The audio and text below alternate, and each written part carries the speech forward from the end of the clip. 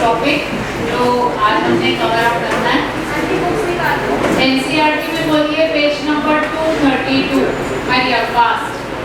Page number 232, fixed and working capital meaning. जल्दी जी जल्दी, I am repeating again.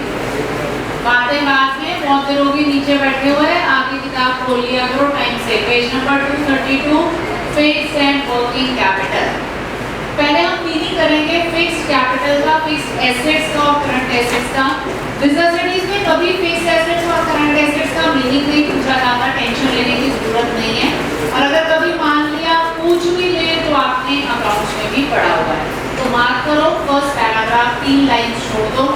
Fixed assets are those which remains in the business for more than 1 year, usually for much longer. Example: plant and machinery, furniture and fixture, land and building, vehicles, etc. अब fixed assets कौन से assets होते हैं? As you all know, which are not meant for resale, right? And they are profit generating assets. और ये business में जो रहते हैं लंबे टाइम के लिए। और क्या एग्जाम्पल है? Land, building, plant, machinery, furniture, fixture, etc. Second paragraph छोड़ो जी, third paragraph आओ। Current assets are those assets which in the normal routine of the business get converted into cash or cash equivalents within 1 year. Example: inventories, debtors, bills, receivables, etc. तो current assets कौन से assets हैं जो कि 1 साल के अंदर usually किसमें कन्वर्ट हो जाते हैं? कैश में, राइट? और क्या एग्जांपल्स हैं जी? बिल्स, रिसीवेबल्स हैं, डेटर्स हैं, राइट? रॉ मटेरियल का स्टॉक हो गया, इन्वेंटरीज जिसको हम बोलते हैं, etcetera.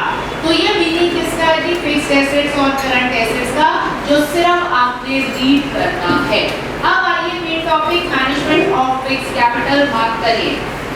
Fixed capital refers to investment in long term assets. Management of fixed capital involves allocation of firm's capital to different projects or assets with long-term implications for the business. अब fixed capital का मतलब क्या हुआ? जो आपका capital का हिस्सा fixed assets में इन्वेस्ट होता है, उस कैपिटल को कौन सी कैपिटल बोलते हैं? Fixed capital. Now what is management of fixed capital? जो फंड्स आपने किसमें इन्वेस्ट करने हैं? लॉन्ग टर्म कैपिटल एसेट्स में या फिक्स्ड एसेट्स में, ध्यान से सुनिएगा, और जिसकी इम्प्लीकेशंस हमें आने वाले टाइम में मिलनी है। तो ऐसे जो फंड्स हैं उनकी मैनेजमेंट को ही क्या बोला जाता है? Management of fixed capital. दोबारा गो थ्रू कर लो। It involves allocation of firm's capital to different projects और assets with long term implication for the business.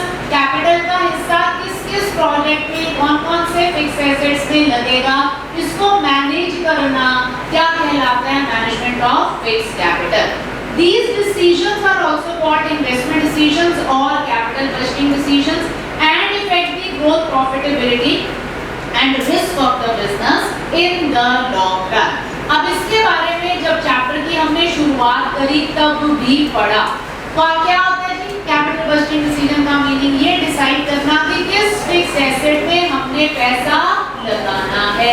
यही लॉन्ग टर्म इन्वेस्टमेंट डिसीजन होता है ना, कैपिटल बजटिंग डिसीजन होता है। तो is there any difference between capital budgeting decision and management of fix capital? No, they mean one and the same thing. तो जब हम फंड्स की एलोकेशन के बारे में सोचते हैं कि उसकी एलोकेशन कौन से फिक्स्ड एसेट में करनी है, प्रोजेक्ट में करनी है, जिसके रिटर्न्स हमें आने वाले टाइम में मिलेंगे, तो उसी को ही कैपिटल बजटिंग भी बोला जाता है, उसी को ही मैनेजमेंट ऑफ फिक्स्ड कैपिटल भी या लॉन्ग टर्म इन्वेस्टमेंट डिसीजन भी बोला जाता है। अब ये जो डिसीजन है या मैनेजमेंट ऑफ फिक्स्ड कैपिटल है, ये 3 चीजों को इफेक्ट करेगा: बिजनेस की ग्रोथ को, प्रॉफिटेबिलिटी को और फाइनेंशियल रिस्क को। अब ग्रोथ को कैसे इफेक्ट करेगा? अगर आप एक्सपेंशन में पैसा लगा रहे हो, आप सारी अपनी टेक्नोलॉजी को रिप्लेस कर रहे हो, मॉडर्नाइजेशन कर रहे हो, एक्सपेंशन या डाइवर्सिफिकेशन कर रहे हो, तो क्या अगर ये डिसीजन ठीक हो जाता है तो आप ग्रो और प्रॉस्पर करोगे या नहीं करोगे? बट ऑब्वियस है करोगे। और इनकी फाइनेंसिंग कहां से की जाती है? जब आप फिक्स्ड एसेट्स में पैसा लगाते हो लॉन्ग टर्म सोर्सेज से, हमें बोरो भी करना पड़ता है, तो इसका असर हमारे प्रॉफिट्स के ऊपर आता है। क्योंकि जब हम बोरो करेंगे, ध्यान से सुनना, तो हमें इंटरेस्ट भी पे करना है, प्रिंसिपल अमाउंट भी पे करनी है, ठीक है। अगर ये डिसीजंस ठीक हो जाते हैं फिर तो प्रॉफिटेबिलिटी पॉजिटिवली इफेक्ट हो जाती है, लेकिन अगर ये डिसीजन सही नहीं होते और अगर हमारी इनएबिलिटी हो जाती है इंटरेस्ट या प्रिंसिपल अमाउंट को देने की, तो उसका नेगेटिव असर किसके ऊपर आता है? हमारे प्रॉफिट्स के ऊपर। और तीसरी चीज, इससे रिस्क बढ़ जाता है। कौन सा रिस्क बढ़ जाता है जी? Financial risk. क्योंकि जब हम बोरो करते हैं तो हमारी अगर इनएबिलिटी हो जाती है किसको पे करने की, इंटरेस्ट या प्रिंसिपल अमाउंट को, तो उस रिस्क को क्या बोला जाता है? Financial risk. इसके बारे में हमने इन्वेस्टमेंट डिसीजन में भी पढ़ा था। तो जो मैनेजमेंट ऑफ फिक्स्ड कैपिटल है या कैपिटल बजटिंग डिसीजंस हैं, ये बिजनेस के लिए बहुत इंपॉर्टेंट होते हैं, क्योंकि ये बिजनेस की ग्रोथ, प्रॉफिटेबिलिटी और रिस्क को इन्फ्लुएंस या इफेक्ट करते हैं, ठीक है। पहले बताओ, मतलब समझ आया? एनसीईआरटी की गलती क्या है? मैनेजमेंट ऑफ फिक्स्ड कैपिटल यहाँ पर दिया है कितने पेजेस के बाद। सुभाष जी टेक्स्ट बुक में जहाँ इन्वेस्टमेंट डिसीजन है उसके नीचे ही मैनेजमेंट ऑफ फिक्स्ड कैपिटल दे रखा है, क्योंकि दोनों में फर्क नहीं है। आगे बात करिए, अगला पैराग्राफ बहुत इंपॉर्टेंट है एमसीक्यू के लिए। It must be financed through long-term sources of capital such as equity or preference shares, debentures, long-term loans and retained earnings of the business. Fixed assets should never be financed through short-term sources.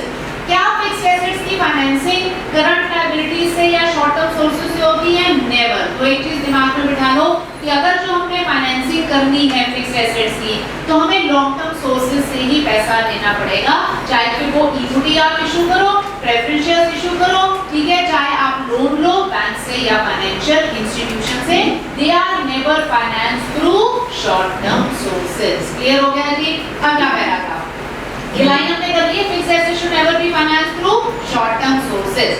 अब जो अगला paragraph है उसमें बहुत सारे examples हैं। किसके examples हैं? कैपिटल बजटिंग के, जो कि यहाँ पर सिर्फ 2 दे रखे हैं। पेज निकालो जी 219, चलिए निकालिए पेज नंबर 219 ताकि आपको पता चल जाए।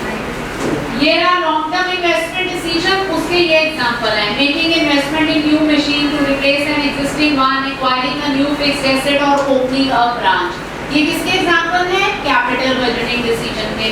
अब इसके अलावा इस पैराग्राफ में ढेर सारे एग्जांपल हैं।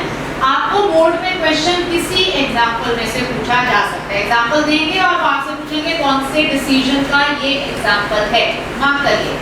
Investment in these assets would also include expenditure on acquisition, expansion, modernization and their replacement. अब अगर एक कंपनी पैसा खर्च कर रही है दूसरी कंपनी को एक्वायर करने में, ठीक है, एक कंपनी एक्विजिशन करती है ना दूसरी कंपनी की, तो किस डिसीजन का पार्ट है? वो फाइनेंसिंग का नहीं है, वो किसका पार्ट है? Capital budgeting decision. क्योंकि एक कंपनी दूसरी कंपनी को क्या कर रही है? उसके एसेट्स के समेत क्या कर रही है? बाय कर रही है, ठीक है। और अगर आप एक्सपैंड कर रहे हो, मॉडर्नाइज कर रहे हो अपने आप को, तो ये सब किसके एग्जांपल हैं? कैपिटल बजटिंग के।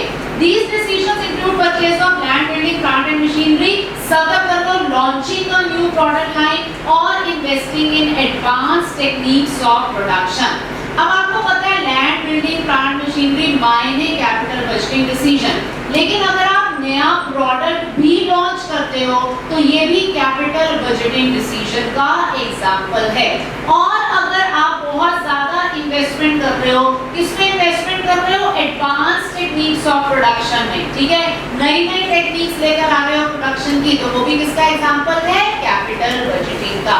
मेजर एक्सपेंडिचर सर्कल कर लो, as goes on advertising campaign और research and development programme having long term implications for the firm are also examples of capital budgeting decision। अब कंपनी ने मेजर एक्सपेंडिचर किया, करोड़ों रुपए खर्च कर दिए जी रिसर्च और डेवलपमेंट के ऊपर, तो ये भी फाइनेंसिंग डिसीजन नहीं है, ये याद रखते हैं, बच्चे कंफ्यूज हो जाते हैं, बी केयरफुल, इसको अच्छे से मार्क कर लो। तो वो किसका एग्जांपल है? कैपिटल बजटिंग का। आपने एडवर्टाइजिंग कैंपेन चलाया 6 महीने 1 साल और लाखों रुपए उसके ऊपर खर्च कर दिए, ठीक है, तो वो भी इसका एग्जांपल माना जाएगा, क्योंकि इनका असर आपको उस टाइम नहीं मिलना, कब मिलेगा? इन द कमिंग टाइम, ठीक है, आफ्टर सम टाइम, जिनकी लॉन्ग टर्म implications हैं, तो वो सब एग्जाम्पल कौन से डिसीजन के हैं? Capital budgeting decision. ठीक है, तो नई चीज हमने कौन सी करी? एक्विजिशन हो गई, बिल्कुल नई चीज। ठीक है, R&D पे एक्सपेंडिचर हो गया, नई प्रोडक्ट लाइन अगर आप लॉन्च कर रहे हो, एडवांस टेक्निक्स ऑफ प्रोडक्शन अगर आप कर रहे हो, एडवर्टाइजिंग कैंपेन में भी पैसा लगा रहे हो, तो ये सब किसके एग्जांपल्स हैं? कैपिटल बजटिंग डिसीजन के। ठीक है, ये सारा कुछ लर्न करना है। अगले पॉइंट पे स्टार्ट डालिए। The management of fixed capital or investment or capital budgeting decisions are important for the following reasons. ये किसकी इंपॉर्टेंस आप करने जा रहे हो? किसकी इंपॉर्टेंस करने जा रहे हैं हम? मैनेजमेंट ऑफ फिक्स्ड कैपिटल की या कैपिटल बजटिंग डिसीजन की? सबसे इंपॉर्टेंट रूल सुन लो, लिख लेना जब हम क्वेश्चन फॉर्म्स करेंगे। अब ये डिसीजंस की इंपॉर्टेंस पेज नंबर 290 पे भी दी गई है कि why these capital budgeting decisions are important.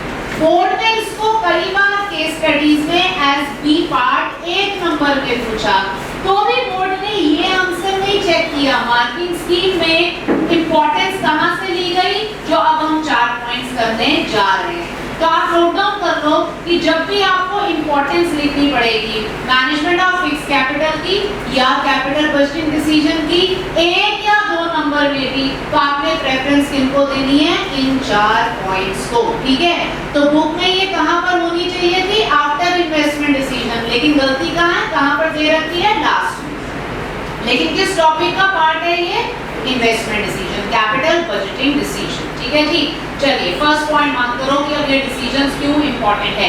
Start डालिए जी लास्ट लाइन पे, the management of fixed capital पे। चलिए long term growth, these decisions have bearing मायने effect on the long term growth. The funds invested in long-term assets are likely to yield returns in the future. These will affect the future prospects of the business. अब ये decisions क्यों important हैं? क्योंकि ये decisions business की long term growth को effect करेंगे, either positively और नेगेटिवली। ठीक है, क्योंकि जब हम इनमें पैसा लगाते हैं तो उसका असर इफेक्ट हमें 1 साल में नहीं पता चलता, तो पता चलना है आने वाले टाइम में। आज आपकी फाइनेंशियल पोजीशन बहुत स्ट्रांग है, आपने ये डिसीजन गलत ले लिया जिसमें आपने इतना पैसा लगा दिया, तो व्हाट विल हैपन? आपका जो फ्यूचर ग्रोथ प्रोस्पेक्ट्स हैं वो नेगेटिवली इफेक्ट होंगे या नहीं होंगे? राइट, क्योंकि ये डिसीजन अगर गलत हो जाता है तो इसके जो कॉन्सिक्वेंसेस हैं, financial consequences, they are very bad for the organisation. तो ये डिसीजंस क्यों इंपॉर्टेंट है? इनका रिजल्ट हमें आने वाले टाइम में मिलना है, ये हमारी लॉन्ग टर्म ग्रोथ को इफेक्ट करेंगे, तो इसलिए इन डिसीजंस को बड़े ध्यान से लेना जरूरी होता है। ठीक है, तो फर्स्ट पॉइंट क्लियर है या नहीं है? नेक्स्ट आइए, large amount of funds involve. These decisions result in a substantial portion of capital being blocked in long-term projects. अब ये डिसीजन क्यों इम्पोर्टेंट है? क्योंकि हमारे कैपिटल का बहुत बड़ा हिस्सा ब्लॉक हो जाता है। किसमें ब्लॉक हो जाता है? लॉन्ग टर्म प्रोजेक्ट्स में। 5 साल का आपका प्रोजेक्ट है एक्सपेंशन का, टोटल आपने 25,000 करोड़ लगाना है 5 साल में। अभी आपने निचली पहले साल 500 करोड़ लगा दिया, तो 500 करोड़ तो उसमें हो गया ना फिक्स। अब आप कंस्ट्रक्शन कर रहे हो, है ना, टॉवर्स बना रहे हो, आपको फायदा प्रॉफिट कब होगा? जब वो सारे टॉवर्स बन जाएंगे, लोग उसको एक्वायर कर लेंगे, तो जाके आपको फायदा होगा ना। रिटर्न्स तो आपको एकदम से नहीं मिली, लेकिन पैसा बहुत ज्यादा लगता जाएगा। तो कैपिटल का एक बहुत बड़ा हिस्सा हमारा किसमें ब्लॉक हो जाता है? इन लॉन्ग टर्म प्रोजेक्ट्स में एंड डिसीजंस में। Therefore, these investments are planned after a detailed analysis is undertaken. तभी इन डिसीजंस के लिए बहुत एनालिसिस किया जाता है कि अगर आपके पास 3 ऑप्शंस हैं कैपिटल बजटिंग डिसीजन के, तो उसको एनालाइज किया जाएगा कि किस प्रोजेक्ट में पैसा लगाया जाए, क्योंकि पैसा थोड़ा बहुत नहीं लगना, पैसा बहुत ज्यादा लगना है।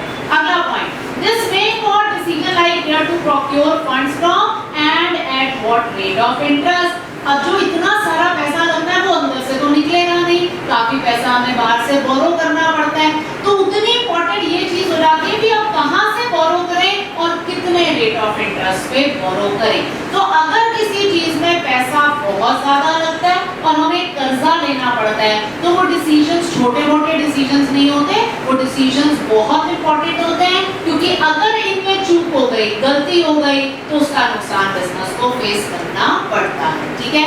थर्ड आइए रिस्क इन्वॉल्व।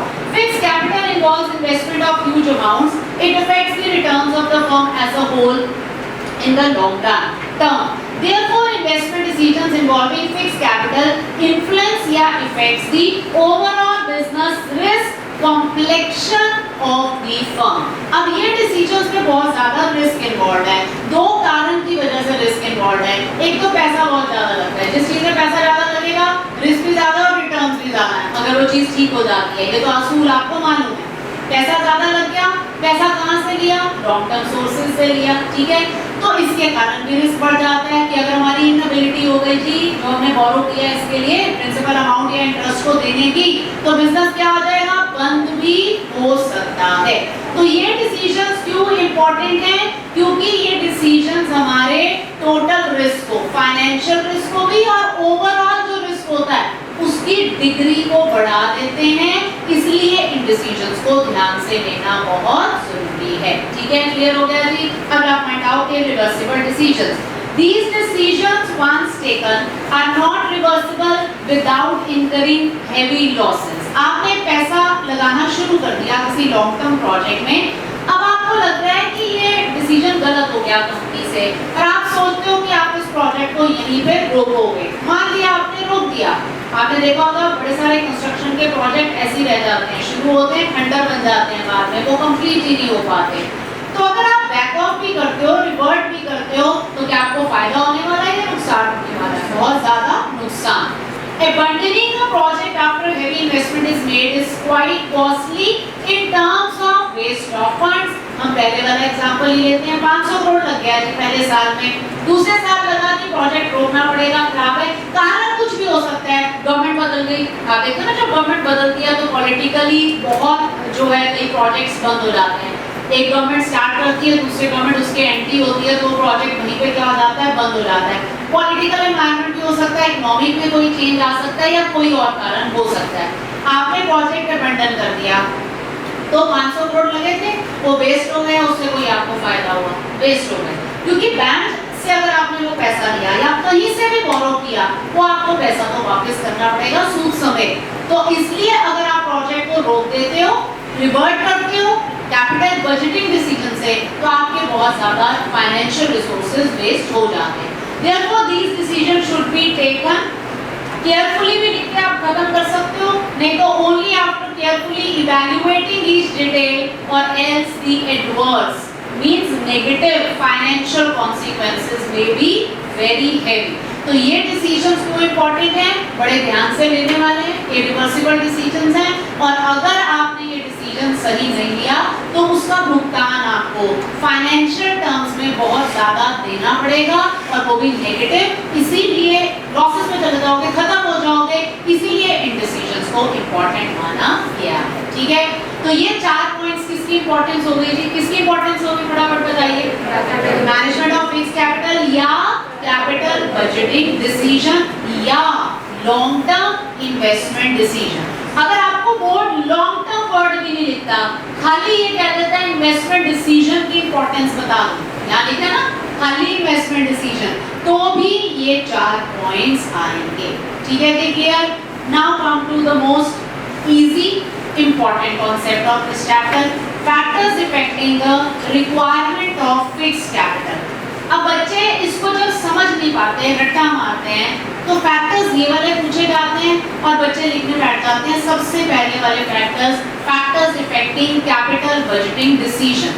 दोनों में क्या फर्क है ध्यान से समझ लो, लिखना लिख लो, मैंने बाद में आपको कोई मौका नहीं देना या दया नहीं करनी अगर आपने गलती करी।